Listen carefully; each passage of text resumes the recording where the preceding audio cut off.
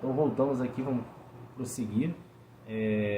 Pastor, antes da gente entrar no namoro, eu queria fazer até um questionamento, né? Uma pergunta de um amigo. Quem se divorciou, né, pode se casar de novo? Então, a Bíblia, como eu falei, embora Deus repudie o divórcio, Ele permite que você, pela dureza do coração, né, se separe. Em 3 ocasiões. Uma é óbvia, né, que a gente encontra até em Romanos, capítulo 7, que é a questão da viuvez. Romanos capítulo 7 diz que você está livre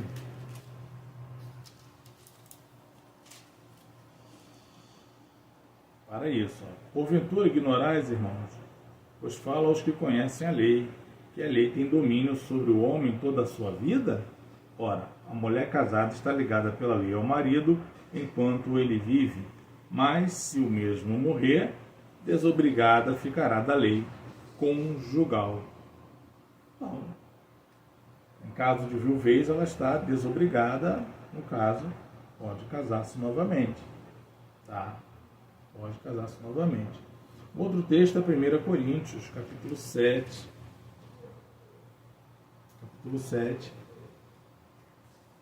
A partir do versículo 10, onde ele fala sobre a questão... provavelmente foi feita uma pergunta a Paulo, porque como Paulo era apóstolo dos gentios, era normal que quando ele pregasse o evangelho, uma pessoa se convertesse, a esposa, mas o marido não. Ou o marido se convertia e a mulher não. Poderia ocorrer esses casos, né? Então, no capítulo 7, verso 10, está escrito assim: ora, aos casados, ordeno não eu, mas o Senhor, que a mulher não se separe do marido. Se, porém, ela vier a separar-se, que não se case, ou que se reconcilie com seu marido. É o que Jesus falou. Se você se separar, a não ser por relações sexuais ilícitas, você não pode se casar. Para bobear. Não pode. Senão você está... Cozinha direito. Exatamente. Cabelo de cabelo em pé. Pois é, você vai estar cometendo adultério se se casar. Né? Então ele continua. E que o marido não se aparte de sua mulher. Aos mais digo eu, não o Senhor. Se algum irmão tem uma mulher incrédula ou descrente, depende da tradução, e esta consente em morar com ele, não abandone. Está vendo? Você é cristão, mas sua esposa é descrente. Está pedindo para você não se apartar dela. Continue com ela. Tá? Ah, mas eu me converti e agora eu quero me divorciar para fazer a vontade do Senhor. Isso não existe. Isso não existe. Não existe. Não, agora que eu me casei na ignorância, eu era ímpio, eu não sabia, mas agora eu recebi Jesus como Senhor e Salvador, o meu marido não quer receber Jesus, ou minha esposa não quer receber Jesus, eu vou me divorciar dele ou dela para viver pregando o Evangelho. Isso não existe, isso não é bíblico. Não é bíblico. Tá? Fique bem claro. Aproveitando, tem uma parte, né, em Coríntios que fala sobre que para não colocar a sua casa em julgo desigual. Sim, sim. 2 Coríntios 6. Isso não entra em relação 14. ao cara que já é casado com a pessoa e ele converteu, ele quer continuar. Ele ali. diz que a pessoa que se casar, que se case no Senhor. Já vou lhe mostrar essa passagem. Olha só. Aos mais digo eu, não o Senhor. Se algum irmão tem uma mulher incrédula e esta consente em morar com ele, não abandone. E a mulher que tem marido incrédulo e este consente em viver com ela, não deixe o marido, de forma alguma. Porque o marido incrédulo é santificado no convívio da esposa e a esposa incrédula é santificada no convívio do marido crente. Então, a essa esposa, esse marido acaba sendo santificado pela esposa ou pelo marido crente. Mas, aqui ó, se o descrente quiser apartar-se, se ele quiser se divorciar, que se aparte, em tais casos não fica sujeito à servidão, nem o irmão, nem a irmã. Deus vos tem chamado à paz. Se a pessoa descrente quiser se apartar, quiser ir embora, ela vai embora. Incompatibilidade religiosa. Olha, eu não aguento mais esse Cristo, eu não aguento mais a forma como você fica falando de Jesus o tempo inteiro. Quer saber de uma coisa? Eu vou parar por aqui. Vou parar por aqui. Eu quero ir embora. E ela pega e vai embora. Ok, ela pode ir embora. Ele pode se casar? Pode, porque ele não está sujeito à servidão. Nem ele, nem ela. Porém, ele dá uma recomendação. No versículo 28, fala assim: mas se te casares, com isto não pecas. E também se a virgem se casar, por isso não pecas. Ainda assim, tais pessoas sofrerão angústia na carne, e eu quisera poupar-vos. Embora esse capítulo ele fale muito sobre o casamento, sobre a vida conjugal, ele é missiológico. Ele está falando de missões. Para uma pessoa que vai para o campo missionário, para ele é melhor ir só, como Paulo, do que ele ir casado e com filhos. Porque grande tribulação virá sobre vocês. E eu queria poupar-vos. Porque pode ser que numa dessas daí, sua esposa seja capturada, seus filhos. E aí como é que você faz? Você vai ter que ceder. Então ele diz, olha, eu prefiro que vocês fiquem sozinhos. Mas a questão missiológica. De forma alguma está impedindo você de casar novamente. Tá?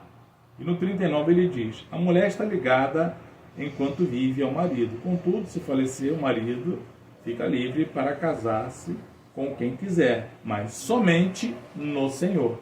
Logo, o casamento tem que ser com quem? Alguém que seja também cristã ou cristão. Se divorciou devido a uma situação como uma relação sexual ilícita, ou porque o marido ou a esposa morreu, ou porque houve uma incompatibilidade religiosa, o marido ou a esposa foi embora. Ela está livre para se casar? Sim. Mas precisa se casar com alguém que seja também cristão ou cristão. Mesmo. Para que eles possam andar juntos, obedecendo a palavra do Senhor e ambos caminharem e fazerem a vontade de Deus. Não cometerem o erro, né, dos ímpios. Entendi. Existe um padrão do casamento na Bíblia? Né? Eu acho que sim. Né? O padrão do casamento já foi dito até em Mateus 19, que ele tem que ser hétero, monogâmico e vitalício. Padrão de casamento.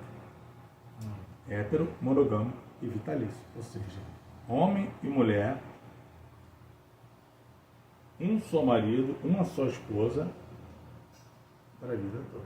Entendi. Mas quando eu estou falando também em padrão, isso é mais uma dúvida de um amigo. Né? Em relação, tipo, exemplo não, na verdade é o que acontece em diversos casais. Ciúme obsessivo, ciúme de ficar procurando coisa em celular, ciúme, né? Apesar que eu entendo que quando casou não existe mais esse negócio de essa aqui é minha intimidade, não. Eu também acho que não tem por que você colocar senha no telefone ou você colocar ali uma restrição, porque você e seu marido, você e sua esposa são uma só carne. Não tem que ficar mentindo pro outro. Né? Se há segredos, pode haver mentiras. Né? Já foi feita até uma pesquisa pelo IBGE que hoje em dia tem um aumento de 75% de divórcios no Brasil. E por coisas banais. Entendeu? Entendi. Coisas banais. Então, a recomendação da Bíblia é essa, tá? Sobre a mulher que tem costume, né, que ela é casada, tem costume de ficar mandando no marido. Bom, a gente precisa ir a Efésios 5, né? Efésios 5, 22, que ensina o seguinte: as mulheres sejam submissas a seu próprio marido, como ao Senhor, porque o marido é o cabeça da mulher, como também Cristo é o cabeça da igreja, sendo este mesmo o Salvador do corpo. Como, porém, a igreja está sujeita a Cristo, assim também as mulheres sejam em tudo submissas ao marido. A questão aqui é, que submissão é essa? É o respeito. Não é ser É o empregada. respeito. Não é ser uma escrava do marido, mas alguém que respeita os parâmetros. Alguém que o marido fala, né, e aí vai entender, tá, mais ou menos o que ele está querendo passar, né? O que ele está querendo passar. Pode ir lá. Então, quando você entende que a esposa, ela precisa respeitar o marido, que a esposa precisa cuidar dos filhos, cuidar da casa, cuidar de todo aquele conjunto, porque a esposa é quem dá embora o marido dê o nó, mas quem passa o laço é a esposa. E a esposa, quando Deus a chamou para ser uma adjuntora, uma auxiliadora do marido. Então ela está aqui para auxiliar o marido, tá? Para respeitá-lo, né? Entender que ele é responsável por ela, mas também há um porém. Olha que para a mulher, para a esposa, ela ser devota, ou melhor, devota não, mas ela ser submissa, o marido precisa fazer isso aqui, ó. Maridos, amai vossa mulher, como também Cristo amou a igreja e a si mesmo se entregou por ela. Assim também os maridos devem amar a sua mulher como ao próprio corpo, que ama a esposa, a si mesmo se ama. Porque ninguém jamais odiou a própria carne, antes a alimenta e dela cuida, como também Cristo o faz com a igreja, porque somos membros do seu corpo. Eis porque deixará o homem a seu pai e a sua mãe, e se unirá a sua mulher, e se tornarão os dois uma só carne. Veja que para a mulher ela ser submissa ao marido, ele precisa amar e cuidar dela, demonstrar todo o carinho possível. Ele tem que respeitá-la, ele tem que amá-la, tem que estar a todo momento ali cuidando da sua família, cuidando da casa, zelando pelo bem-estar do casal, bem-estar da família, dos filhos, não tirar a autoridade da esposa quando vai corrigir os filhos, tá? Ou quando a esposa tenta tirar a autoridade do marido quando vai corrigir, ela não faz. Muito pelo contrário, ela vai apoiar o marido nessa situação. Porque o marido, ele está zelando pelo bem-estar da família. E ao ver isso, o que a mulher faz? Retribui sendo-lhe submissa, ou seja, respeitando, sendo uma grande ajudadora. A mulher não é uma escrava. Quando fala de submissão, não está falando de escravidão. Porque tem que ser escrava do marido, senão ele seria um déspota. Já de tirano, déspota é na cadeia, não é aqui no meio da sociedade. Então, ser submissa é respeitar o marido que a ama, que cuida da sua família, que cuida dela, ela olha para ele e enxerga nele, né, um castelo forte. Tem mais uma pergunta também, para não deixar passar batido, que essa pergunta aqui na verdade foi um acontecimento com uma pessoa presenciou, né, o seguinte: o casal teve, né, aconteceu um adultério, né, e o pastor começou a alinhar para poder eles se acertarem, né, fazendo aquela parte, né, de guiar o casal. Porém, depois aconteceu o inverso, né? A outra pessoa também, que foi o lado da mulher, ela também acabou cometendo um adultério.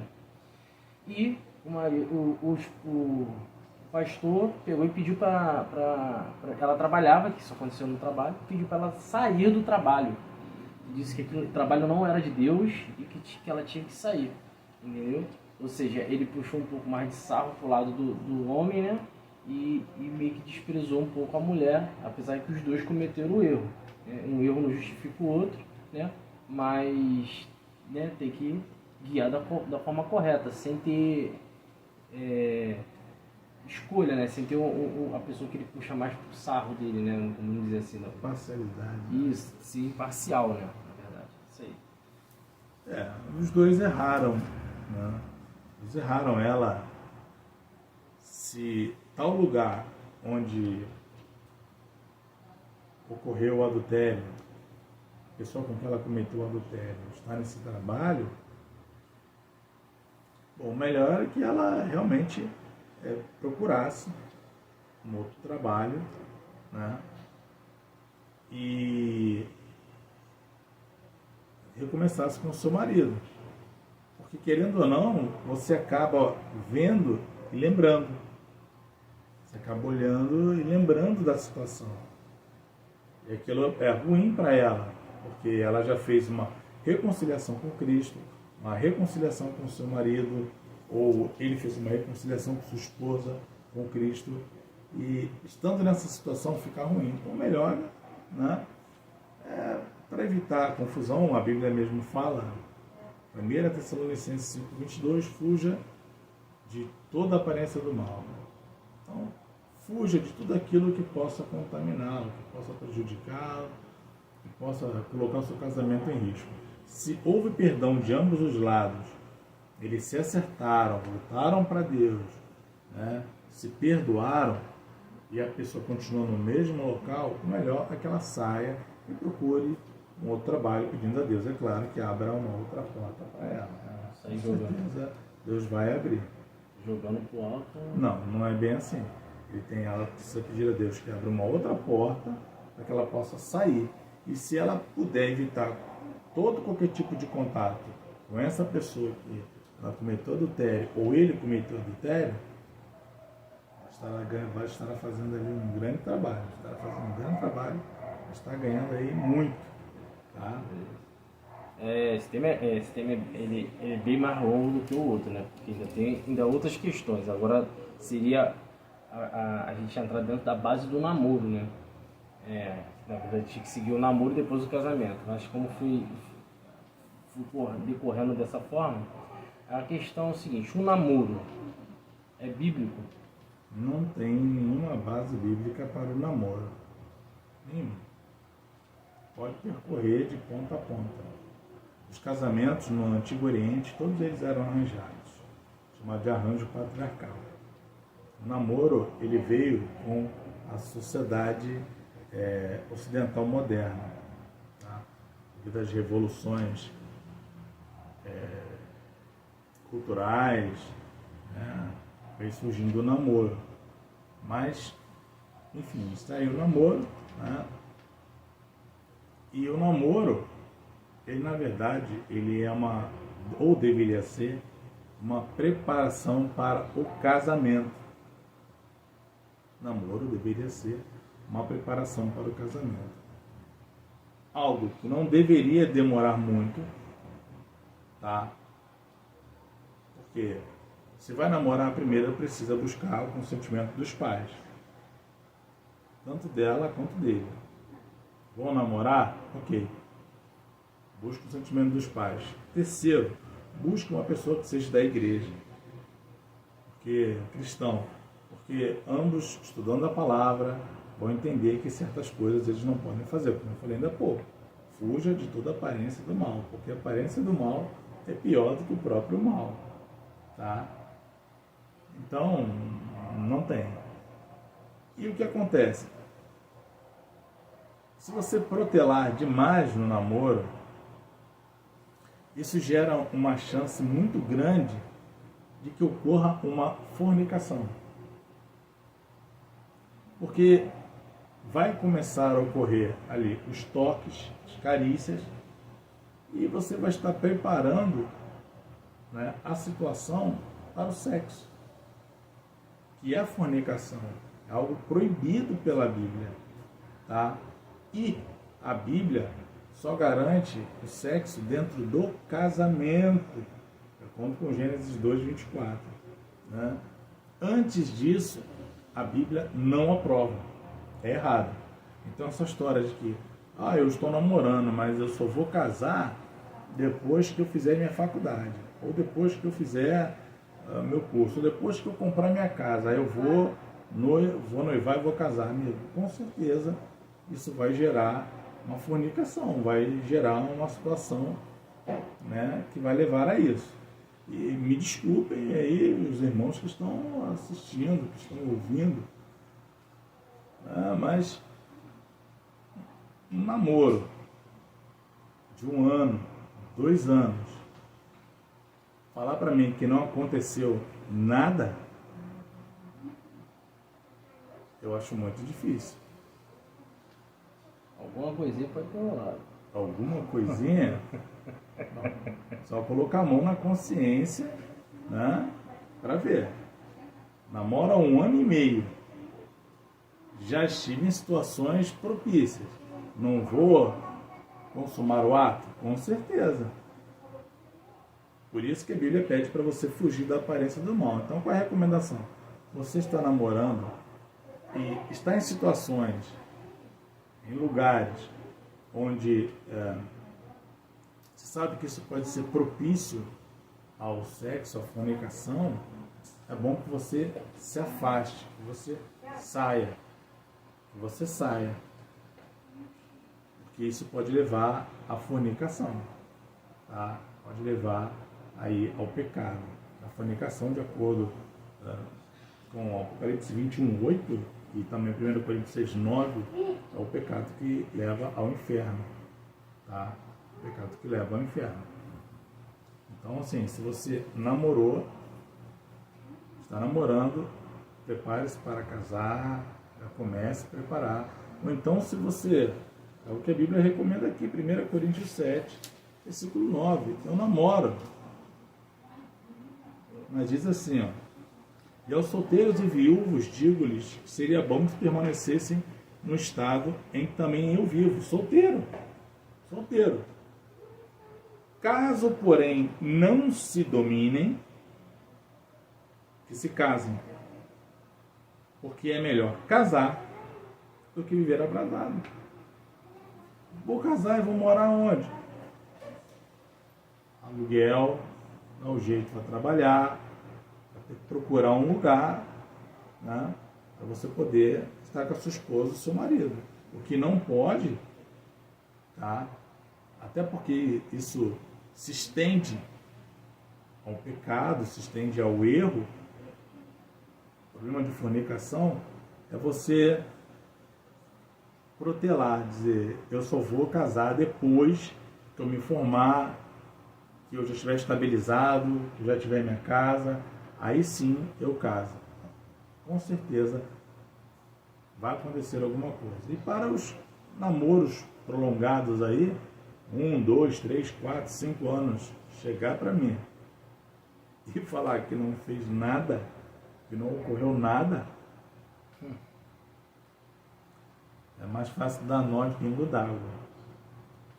Então, vamos lá. Tem, sobre que eu vejo muita igreja tem costume de utilizar esse meio, né? Fala assim, o casal se gostou da mesma igreja, se gostaram, vamos orar. Aí eles ficarem orando para saber se é de Deus. E aí? É um bom passo orar, saber se é de Deus, né? Mas, como eu falei, a ideia do namoro é a preparação para o casamento. E como seria essa preparação? Para conhecer melhor a pessoa, como ela age, Exato. sobre ciúme, sobre essas coisas? Tudo isso. Você vai conhecendo cada vez mais. Não quer dizer que você não possa sair de mão dada, comer uma pizza, ir no cinema. Não é isso. A situação é que quanto mais você vai protelando, a intimidade vai crescendo. E aí antes, a mão que ficava somente no ombro, ou ficava somente de mãos dadas, a mão já começa a palpar o corpo, tanto do namorado quanto da namorada. Isso vai sendo uma preparação para o sexo. E a Bíblia condena o sexo antes do casamento, o que vai gerar uma fornicação. Entendi. Entendeu? O ideal é que orem, tá? Começa a namorar, mas já pensando no casamento. Tá? Porque se não conseguem se dominar, é melhor que vocês casem. Bom? Então é isso. Estamos terminando aí mais um temazinho aí. Ficou um pouco mais comprido, né? Porque esse é um tema um pouco mais longo, né? E na próxima edição aí do nosso vídeo, né? Pretendo ainda a gente colocar ao vivo. Mas por enquanto ainda vai ser alguns vídeos gravados. No próximo vídeo. E tem um detalhe, sobre a questão do casamento, você falou sobre o padrão, eu me lembrei, isso que é hétero, monogâmico, vitalício, né? Aqui em 1 Coríntios 7 tem um padrão, né? Que vocês possam entender, tá? Fala assim, ó, capítulo 7, versículo 3. O marido conceda à esposa o que lhe é devido, e também, semelhantemente, a esposa ao seu marido. Não podem se negar. A mulher não tem poder sobre o seu próprio corpo, e seu marido. E também, semelhantemente, o marido não tem poder sobre o seu próprio corpo, e sim a mulher. Ou seja, quando eu me relaciono sexualmente com minha esposa, eu me relaciono para satisfazê-la. E ela para me satisfazer. Eu não me relaciono para me satisfazer, mas para satisfazê-la. E ela a mim. Meu corpo é dela e o corpo dela é meu. E ele continua. Não vos priveis um ao outro, salvo talvez por mútuo consentimento, por algum tempo, para vos dedicardes à oração. E novamente vos ajuntardes para que Satanás não vos tente por causa da sua incontinência. Vou fazer jejum de 30 dias para ter uma santificação maior. Que tem aí uma questão de acordo, porque 30 dias é uma questão de um casal, eles precisam se relacionar sexualmente, tá? E quando ele fala que o corpo é da mulher e o corpo é do marido, a gente não pode abusar. Tem uma pergunta, bom lembrado, tem uma pergunta de um amigo aí, nosso, íntimo, próximo, fez uma pergunta aí, né? Em relação ao sexo, se pode tudão, Então, tem o seguinte, veja bem. Pois esta é a vontade de Deus. 1 Tessalonicenses 4, 3 a 8. Pois esta é a vontade de Deus, a vossa santificação, que vos abstenhais de toda relação sexual ilícita. Que cada um de vós saiba possuir o próprio corpo em santificação e honra. Não é pelo fato de eu estar casado e entrar no quarto com a minha esposa que eu sou livre para fazer o que eu quiser. Não deixo de ser cristão depois que eu entro dentro do quarto. Continuo sendo cristão, templo do Espírito Santo, e ele contempla. Tá? Ele contempla. Nós devemos até orar para que Deus abençoe nossa relação sexual. Tá? E que nesta matéria ninguém ofenda nem defraude a seu irmão, porque o Senhor, contra todas essas coisas, como antes vos avisamos e testificamos claramente, é o vingador, porquanto Deus não nos chamou para impureza, não nos chamou para a sujeira, para aquilo que é imundo, é contra a vontade dele, e sim para a santificação. Dessarte, quem rejeita essas coisas, não rejeita o homem, e sim a Deus, que também vos dá o seu Espírito Santo. Então, quem rejeita essas orientações aqui, está rejeitando o Espírito Santo, que deu as recomendações. E com relação à pergunta que você fez sobre... se pode tudo, né? O cara... Não, por exemplo, a relação do coito anal de acordo com a Bíblia, ele vai mostrar aqui, 1 Coríntios 6, tá? Versículos 9, fala assim, versículo 9 diz: ou não sabeis que os injustos não herdarão o reino de Deus? Não vos enganeis, nem os impuros, nem idólatras, nem os adúlteros, nem efeminados, nem os sodomitas. Sodomitas são aqueles que praticam o coito anal. Então, uma das coisas que não pode estar dentro do casamento é isso aqui. Então, você dizer que dentro de 4 paredes você faz com a sua esposa, seu marido, o que você quiser, está totalmente errado. Você tem que fazer aquilo que a Bíblia, um padrão, diz que você pode fazer. Tá? E pronto. Entrou dentro do quarto, é o santuário. Tá? O santuário. Hebreus 13:4 diz que digno de honra entre todos seja o matrimônio, bem como o leito sem mácula, porque Deus julgará os impuros e os imorais. Então, entrou dentro do quarto, você pode fazer o que você quiser, coisa nenhuma. Você tem que fazer aquilo que a Bíblia recomenda. Tá? E recomenda. A relação sexual para agradar a minha esposa e ela agradar a mim. Tá? Não adianta. Gosta de enforcar a esposa, da tapa na Não, esposa. não, negativo. Negativo. Negativo. Ficar assistindo filmes pornográficos e depois querer praticar com a esposa. Isso aí é. Tá? E vice-versa. Uma esposa também que fica assistindo depois que fazer com o marido é totalmente errado. Isso só gera uma coisa: pecado, um pecado que pode levar ao adultério, à imoralidade sexual. Então, entrou dentro. Que a esposa é aquela profissional. Entrou dentro do quarto, você continua sendo cristão e a relação sexual ela deve ser abençoada por Deus. Então, ore para que Deus abençoe o seu relacionamento sexual. Você que é casado, tá? Você que é casado, ok? Então é isso, né? Eu estava terminando, só lembramos mais um pedacinho. E no próximo tema, né? A gente ainda não estudou sobre o próximo tema, né? A gente vai informando aí, né? Beleza aí, rapaziada? Fica com Deus aí. Deus abençoe todos vocês. Amém.